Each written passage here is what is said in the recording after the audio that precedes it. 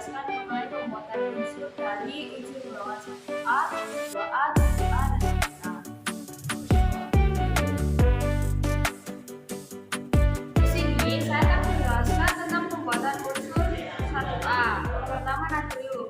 Natrium dibuat dengan cara elektrolisis NaCl yang dicairkan dengan katode besi dan anode karbon. Sel yang digunakan adalah sel Jones. Natrium cair terbentuk pada katode. Selanjutnya dialirkan dan ditampung dalam wadah berisi minyak tanah. Dalam proses ini, bejana elektrolisis dipanaskan dari luar dan dijaga agar natrium yang terbentuk tidak bersinggungan dengan udara karena akan terbakar. Hasil samping dari elektrolisis ini adalah klorin. Yang kedua yaitu natrium klorida atau NaCl. Garam diambil dari air laut dan biasanya dilakukan dengan mengeringkan di daerah yang panas. Garam dapur didapat dengan membutuhkan air. Air beku yang terbentuk tidak mengandung NaCl sehingga larutan yang disisakan merupakan larutan pekat yang kadar NaCl yang tinggi.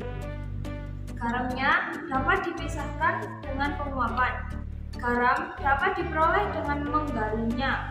Hasil penggalian yang sudah putih bersih dapat langsung diperdagangkan. Adapun hasil penggalian yang masih kotor, lebih dahulu dilarutkan ke dalam air agar kotorannya mengendap dan dipisahkan dengan penyaringan. Selanjutnya, garam dapat diperoleh kembali dengan penguapan.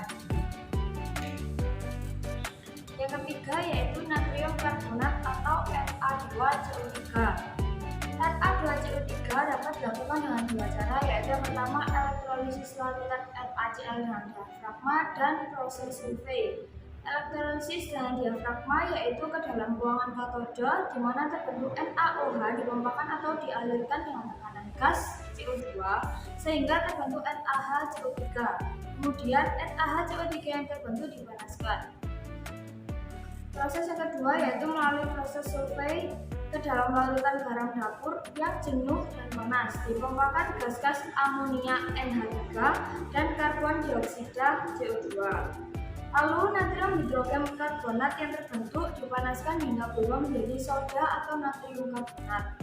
CO2 yang dibebaskan dapat dipakai kembali dalam proses tersebut. NH3 yang mahal harganya dapat diperoleh kembali dengan mereaksikan NH4Cl dengan CaOH2.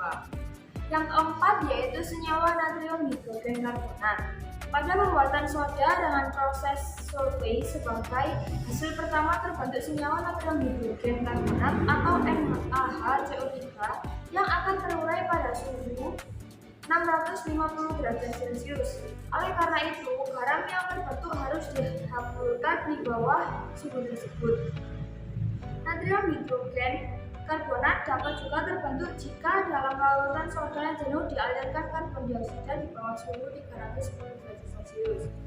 Yang kelima yaitu kalium. Kalium dibuat dari elektrolisis KOH cair seperti pada natrium serta pengijaran potas atau K2CO3 dalam karbon.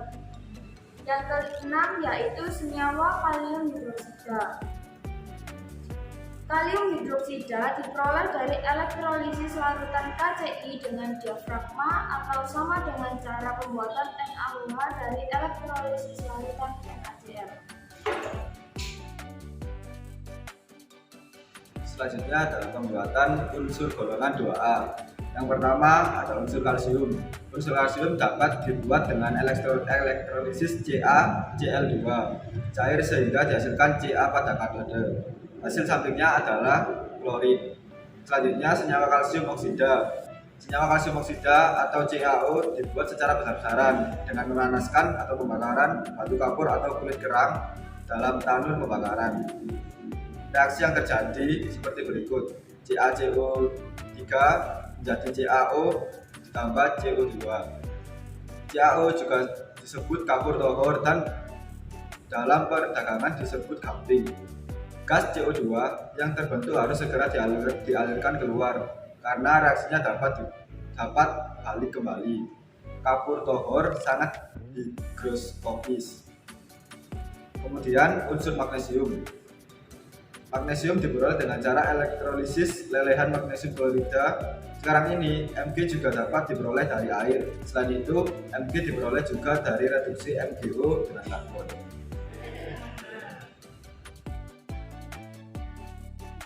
Saya akan menjelaskan tentang pembuatan unsur golongan 7A. Golongan 7A terdiri dari fluorin, klorin, bromin, dan iodin. Fluorin dibuat dengan cara elektrolisis. Klorin dibuat dengan cara elektrolisis larutan atau lelehan NaCl menggunakan diafragma. Bromin dibuat dengan ekstraksi air laut, dan iodin dibuat dengan mereaksikan NaIO3 dengan natrium disulfid atau NaHSO3.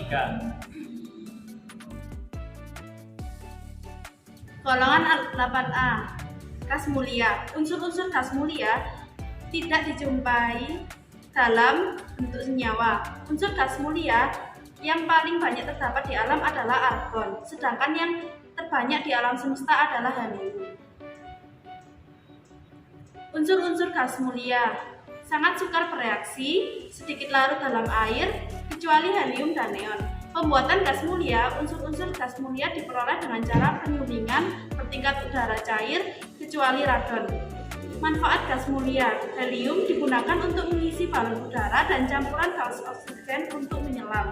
Helium dapat digunakan sebagai pendingin pada reaktor nuklir. Argon adalah pengisi bola lampu pijar.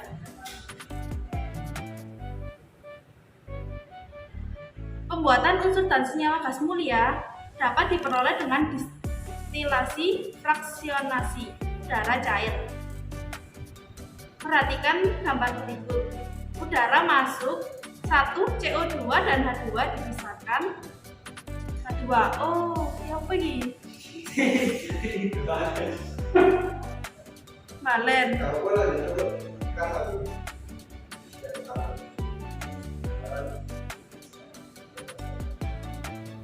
Udara masuk, keterangan CO2 dan H2O dipisahkan. Kedua, gas dialirkan ulang. Ketiga, udara ditekan dan didinginkan.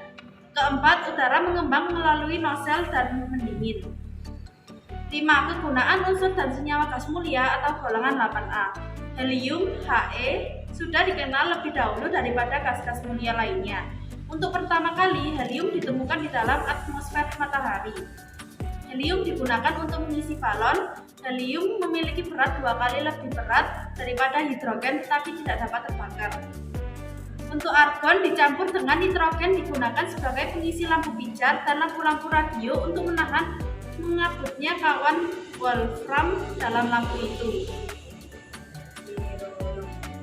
Sekian dari kami. Wassalamualaikum warahmatullahi wabarakatuh.